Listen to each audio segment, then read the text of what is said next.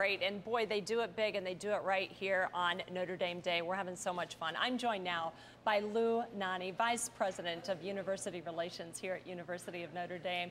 Lou, of course, has worked for Notre Dame for 15 years, his last 12 in the current role as VP for University Relations. He graduated from Notre Dame in 1984 and received his master's degree from the university back in 1988.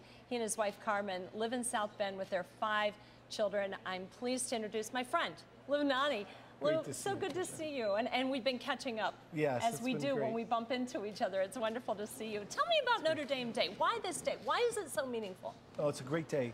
We chose April 29th because it was in April of 1879.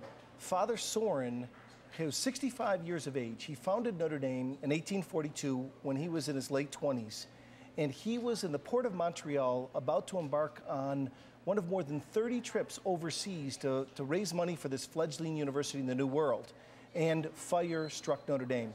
The main building burned to the ground, and they were afraid to send a telegram to him because they thought the news might kill him because his life's work had gone up in ashes.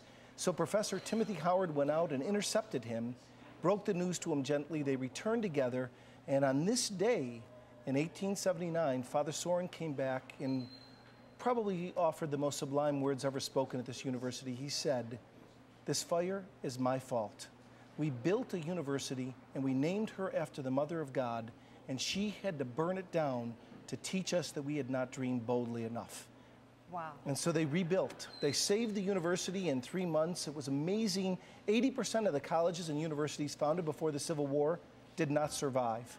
And Notre Dame was on the precipice of being one of those statistics. But they fought, they rallied together with the help of South Bend, and by September, and God knows today we couldn't get construction permits in time to get it done, they rebuilt because their survival depended on it.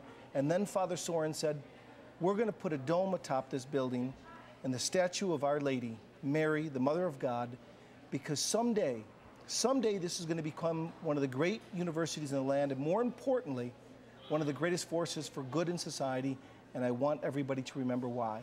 It will be because of Our Lady on the dome, who's watched over us and guided us every step of the way." Lou, that is so humbling, isn't it? It when really you is. think of the absolute fortitude and Yes. the absolute drive and determination of one individual to do Right. that. Has anyone even come close to Father Sorin in that drive and determination since? You know, I'm not sure that there's any one person that you could say who is quite at Sorin's level, but you know, there's a lot of people who have made seminal contributions to the life of Notre Dame. We can look to 1919 when Newt Rockne, who was a student and was an assistant chemistry professor, an assistant coach, becomes the head coach because his predecessor goes back to farm in Iowa. And he goes in from 1919 to 1930, he goes on to lead what is still today the winningest record in the history of intercollegiate football. And what Rockne did that was amazing, they were called the Notre Dame Ramblers.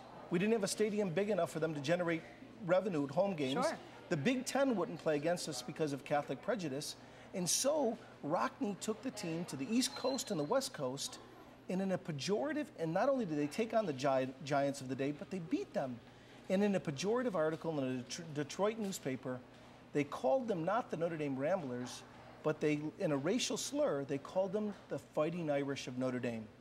And Rockne, in his genius, instead of crying foul or filing a lawsuit, he got the guys together and used it as a motivational device. And he said, "You know what? We are nothing but a group of underdogs.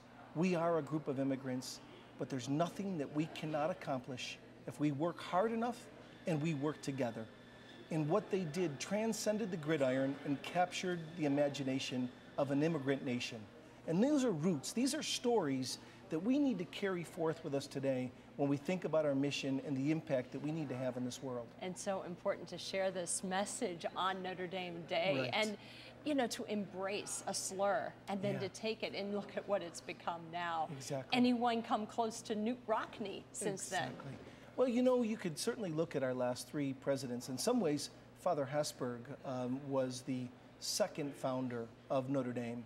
And then Monk Malloy and Father Jenkins to this day, the progress, the growth, the impact that Notre Dame is having, moving from being a great national university to becoming a great global university through these last 3 presidents is historic. One of my favorite Father Hesburgh stories, though, is about a young Jewish student. Early on in his presidency, a young Jewish student came to campus from Philadelphia, and he was harassed by 2 of his roommates, and he didn't make it through the first semester. He just up and left one day. Father Hesburgh heard about the story, and he called the 2 roommates into his office. He said he let them sit out there for about a half an hour or so to fester, and then he said, he called them in, he said, tell me what happened. And they said, oh, he wasn't a good fit for the school. And he said, but did you do this? Did you do this? Did you do this?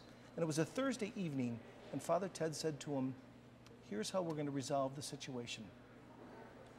I don't care if you have to get on a train and go back to Philadelphia or whatever, but you have till Tuesday. If you do not talk your roommate into coming back to school, the 2 of you will be permanently suspended with him. Wow. And they got on a train, they found that young Jewish student, they all came back together, and they all graduated from Notre Dame. So in large things and small, Hesburgh brought a Solomonic wisdom to the affairs of Notre Dame, and I think that's carried through Fathers Malloy and Jenkins to this day, and it all starts with that golden thread that begins with Father Soren. Well, Lou, what a beautiful story, and who knew that bullying story would turn out so incredibly well in the end. Yeah. Lou, thank you so much. How are you going to be spending the rest of your Notre Dame Day? I'm going to really be watching. This is addicting. If you get on Notre Dame today.com and you watch, these stories are so powerful, and even for somebody who's worked here now 15 years, I'm learning a lot by hanging on that website. So. Well, it's so good to see you, my friend. Great to see you, Tricia. You take care and give my best to your family, okay? Thank you for everything. All right, no problem. Well, now we need to toss it